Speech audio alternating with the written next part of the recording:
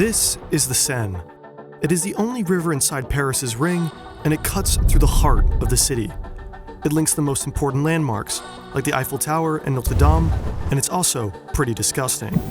On the 15th of May, in the year 1990, the mayor of Paris and future president of France, Jacques Chirac, made a promise. Voilà pourquoi j'affirme que l'on peut rendre un fleuve propre, et j'ai d'ailleurs indiqué que dans 3 ans, j'irai me baigner dans la Seine, devant témoins, pour montrer que la Seine est devenue un fleuve propre. When Chirac told Paris he would bathe in its most disgusting river, it was banned from the public for almost 70 years. But Chirac was a man who wanted to lead France, and there weren't many political achievements like getting French citizens to swim in front of the Eiffel Tower. But Chirac was also a man of empty promises. 30 years after his TV announcement, the river is still off limits. 2023 marks 100 years that the Seine has been forbidden. But now there's a new Parisian, one who is promising the same as Chirac. Je propose que l'épreuve de triathlon, qui est une épreuve majeure, magnifique, puisse se dérouler dans la Seine, au pied de l'hôtel de ville. With the announcement of the 2024 Olympics, the mayor of Paris has promised that the Seine will be cleaned. Paris's river will be swimmable for the first time in more than 100 years. So how does she aim to clean Paris's most disgusting river? Why? And at what cost? I now have a second channel called Fern. For as long as I've been making videos, I've also been wanting to work with a team that can produce videos faster, try and increase the standards of what is expected on YouTube, and to also make videos for people who live in Europe but consume English content. For a while, this was just a dream, but then I found the perfect people. I heard that there were 2 German guys who lived in Amsterdam and made YouTube videos, so I locked myself in my grandparents' basement and got to work.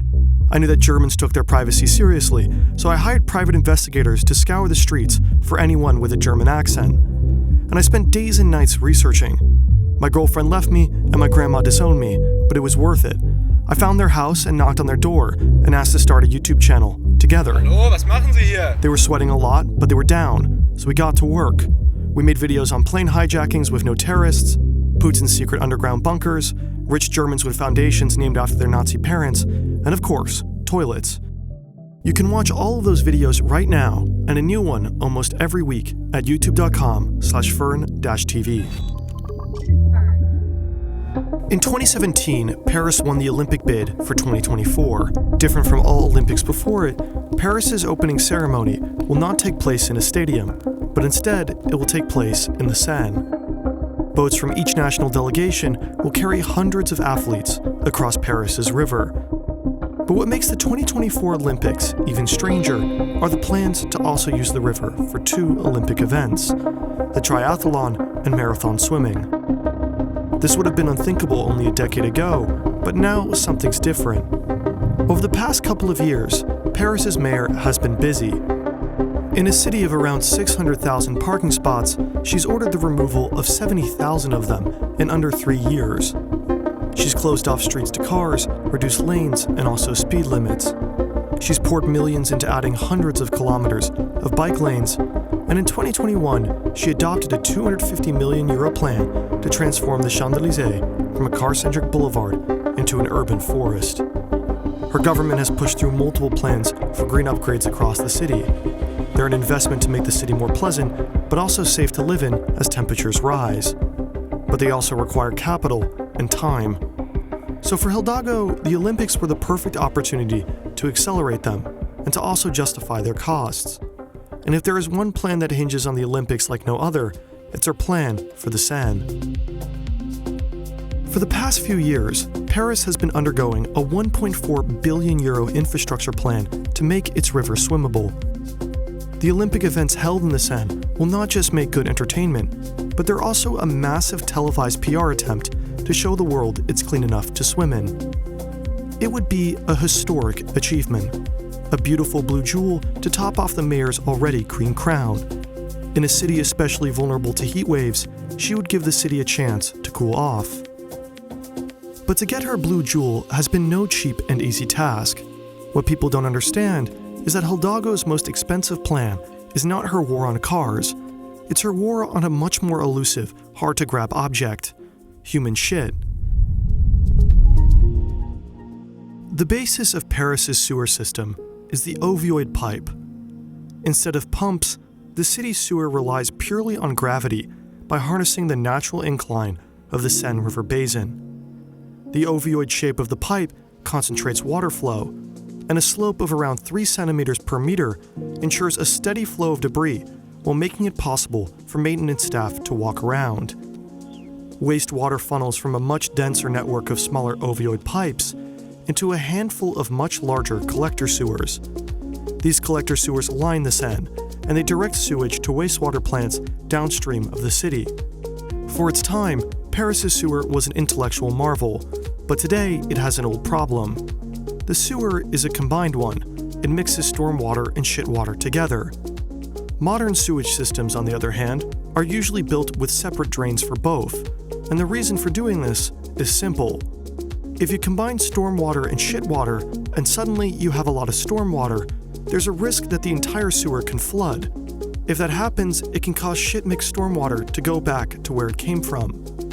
Paris's sewer system wasn't entirely unprepared for this though, and its large collector sewers are intentionally built with outfall pipes.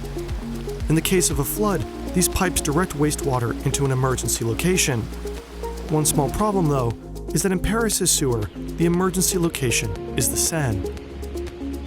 Today, 44 outfall pipes direct wastewater into the river around 12 times a year. Only last year, about 1.9 million cubic meters of untreated wastewater went into the river. If Hidalgo wants the Seine to be cleaned, she needs to change Paris's sewer system. So over the last few years, her government has attempted just that, and Paris has been constructing a very big tank and tunnel. The tunnel is around 700 meters long and connects the current sewer system to the cylinder tank, which is around 50 meters wide and 34 meters deep. At full capacity, this tank will hold around 45,000 cubic meters of stormwater, and it's roughly the size of 20 Olympic swimming pools.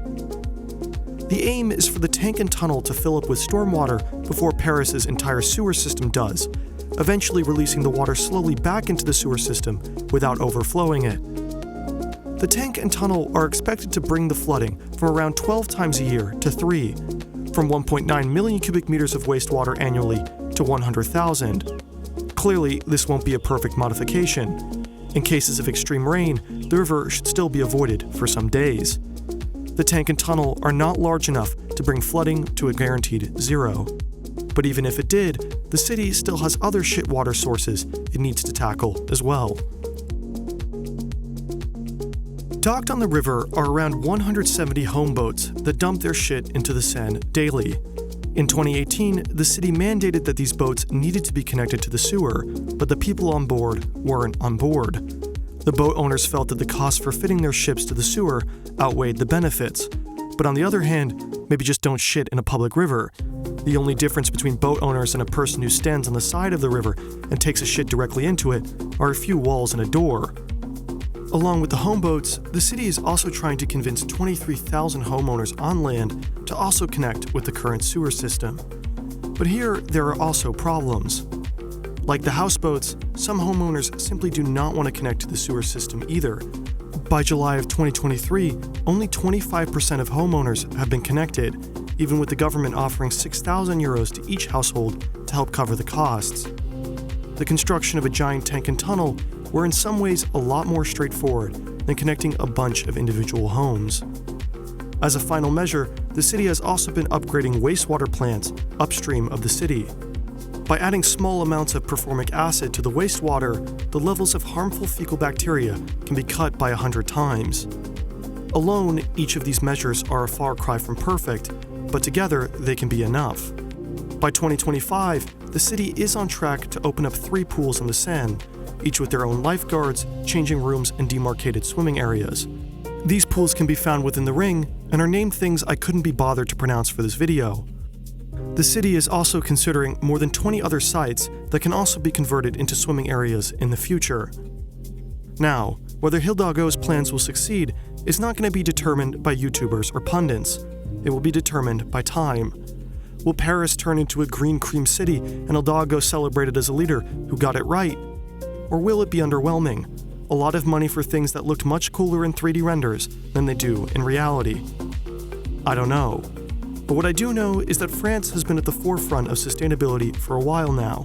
For example, they've forced McDonald's to use reusable dishware, requiring expensive design teams to make very unique reusable designs that reduce the use of single-use plastic. The story is fascinating, and you can watch the video on it right now on Fern using the link on screen.